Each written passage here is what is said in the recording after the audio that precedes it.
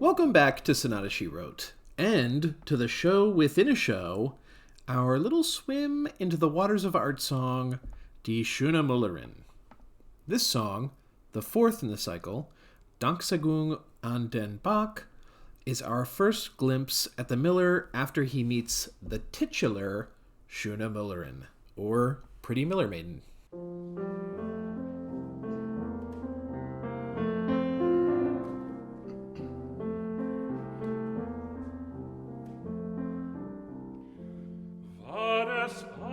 So gemeint, mein rauschender Freund, dein Singen, dein Klingen. War es also gemeint, war es also gemeint. The miller, addressing the brook, asks whether this mill and employment here is what was meant. The repetition of this question would seem to hint at uncertainty. However, there are in fact two perfect cadences right here in this section.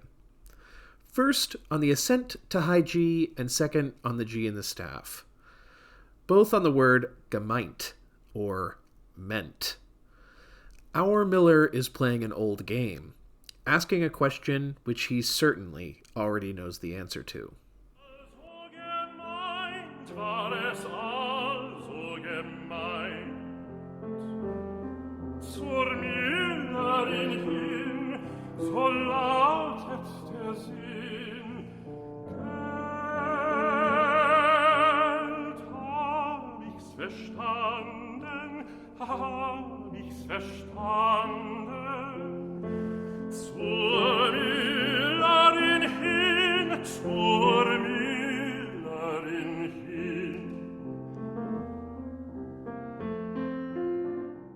In the last episode, we spoke of time. I'm of the opinion that unless Schubert or Müller himself makes it apparent, time is not passing between the songs. Here, though, we've had our first scene break, and during this break, the miller has met the Müllerin. We, of course, haven't, and don't forget, we never will. Our only experience of the Müllerin will be communicated through the miller. The miller, in what can only be described as putting words into a brook's mouth, I guess, says, quote, "To the maid of the mill," end quote. The quotation mark, in this case visible in Müller's text of the poem, implies that the miller is asking, or confirming even, that this is what the brook is saying. The word Gelt, in this case meaning something similar to really or truly, gets a special treatment from Schubert. Predominance galore slip and slide under this, more colloquial than formal, term. Before moving on to the next verse, I'll ask you to remember the motif of the mill from the previous episode.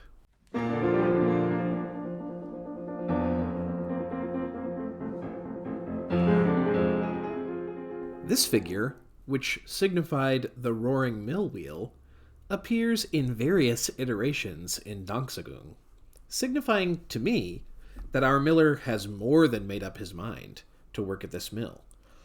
But a waffler, if ever there was one, he continues to pester us with his doubt. War es also gemeint, mein rauschender Freund, dein Singen, dein Klingen.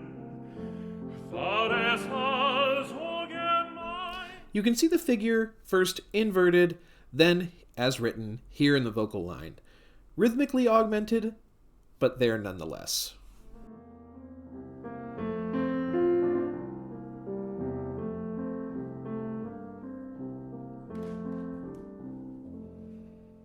Hat sie dich geschickt, oder hast mich berückt? Das möcht ich noch wissen, ob sie dich geschickt, ob sie dich geschickt. In the third verse, the miller asks the brook, in the dark parallel minor, whether it was sent by the maiden or whether he has been enchanted by the brook itself.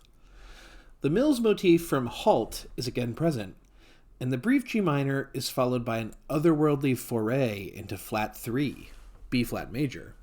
Closely related to G minor, of course, but far afield of the original G major. The Miller has his doubts about the brook, represented by G minor, but he silences his own qualms by transforming the dark minor into a radiant B flat major. Almost shrugging away these concerns, the Miller resigns himself to his own fate in the next verse, with an almost resigned "Que sera, sera." Nun wie es auch mag sein, ich gebe nicht rein, was ich such, hab ich funden, wie's immer mag sein. In verse 5, we return once more to the motif of the mill, an inversion allied with its original self, as in the beginning. The miller rejects the wanderer within himself, saying, "I asked for work and now have enough." Perhaps he feels, or hopes, his new wandering journey is one of love or romance. Nach Arbeit ich frug, nun hab ich genug für die Hände, fürs Herz. Vollauf genug, vollauf genug.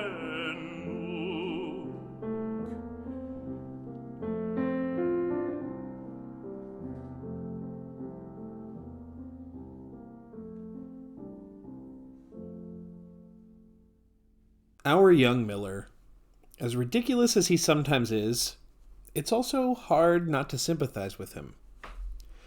In the next song, Am Feierabend, When the Day's Work is Done, we'll see him after a hard day at work with some words from the master and maybe even the Müllerin herself ringing in his ears.